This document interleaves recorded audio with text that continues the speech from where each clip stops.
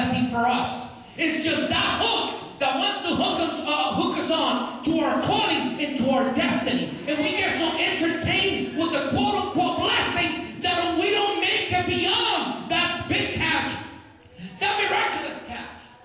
Imagine if they would have stayed there just celebrating or even counting how many fishes they caught.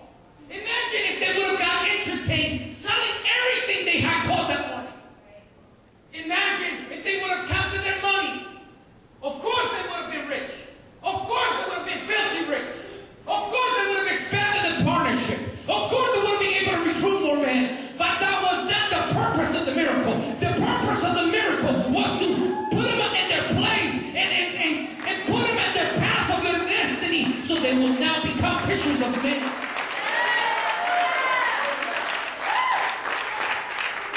Imagine that.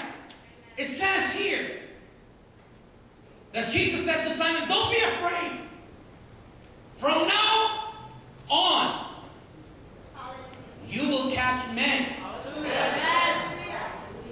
Hallelujah. And guess what they did? When Jesus said that, they pulled their boats to the shore. They parked them. They parked their boats by the shore. They handed the keys over. And they said, let's go.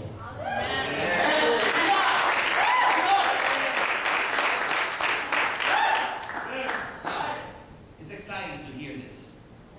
And I enjoy reading the story. I enjoy preaching about it. I enjoy telling about it. But don't get hooked on the emotional reaction of the message. It's about what are you going to do now? What if God is asking for your home one day a week? You say, Monday, grocery shopping. Tuesday, gotta do my nails. And I don't let anybody do my nails, Pastor. It's only one person that does my nails. Been doing it for 10 years. I got a relationship going there. Why don't you open up the cell group at the nail salon? With them ladies having their nails there. I got a question for you. And don't answer it right now. Take it home with you. How much are you willing to leave behind? If you understand He's calling you right now.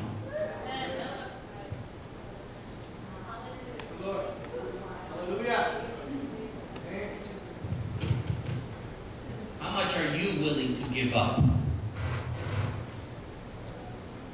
You know, Jesus has never asked for something He was never already willing to give Himself first.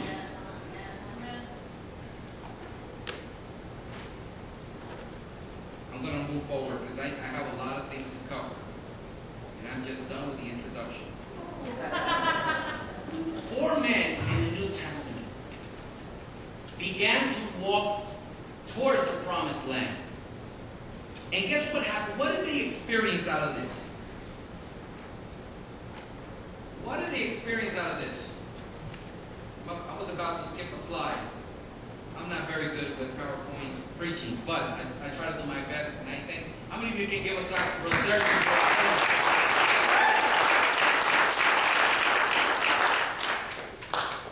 They told me once, Brother Oscar, you're difficult to follow on PowerPoint preaching. And guess what? I didn't get mad. I knew that myself. Because I'm not good. I skip slides. Or I get stuck in one slide for half an hour. And all you see is a blank screen behind me. But that's me. I like to be spontaneous. If I need to stop here for an hour and make a point across, I'll do that. I like to feel free that I can preach and not be tied in that a slide is waiting for me to say the next phrase. But I do it because I'm obedient. I want to be obedient. Pastor David said, you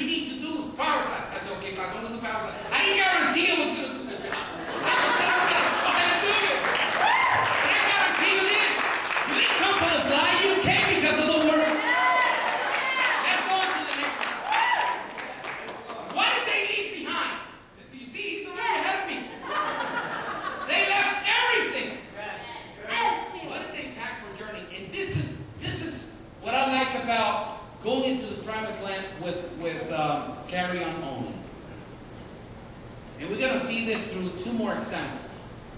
The only thing they took with them to the promised land was a word. That's it. They didn't take any money from the fishes. They definitely did not eat all the fishes. They didn't wait until they sold off their boats. When you read Mark, when you read Matthew, when you read Luke, when you read Mark uses a very unique word. And he says immediately after, or shortly after. And it's like you see an action movie, action-packed movie, one thing right after the other, and immediately, and shortly after, it's like there's no pausing in the story. That's Mark. He likes writing like that. But they left everything. And the only thing they took with them was a promise, was a word. Are you willing to trust him and his word? If he says, why are you worrying about that? I got it all under control. We're going to see, hopefully, before the end of the service, if not, we'll do it the next time, what it means to be willing to trust on everything that God is asking from us. But what they got in return, they sold their boats, they sold their time, and what they got in return was a miraculous catch, unlike anything else they had experienced before. They left some things behind. They left their wealth. They left their assets. They left their source of income. And they trusted on that word. Don't worry, for from now on, you will catch men. Now, what did they get with that word? I'm going to sum it up with one thing. They were due for career change. They have become so professional as fishermen. They were due for a career change. Statistics say that at least once, and it's not unlikely that a person will go through 2 career changes, 2 significant changes in their lifespan, in their adulthood lifespan. But at least once, a person will experience a major change in what they understand they want to do in their lives as a career.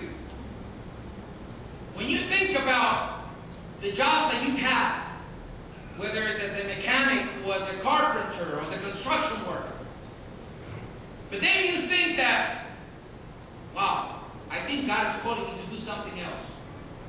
Don't leave God out of the equation of your career change. Amen. Because God is the best employer that anybody can ever have. Amen. Now, the New Testament is full of stories of career changes. And you can read about them later. But every single person in the New Testament that got called by God, they entered into the destiny that God had prepared for them.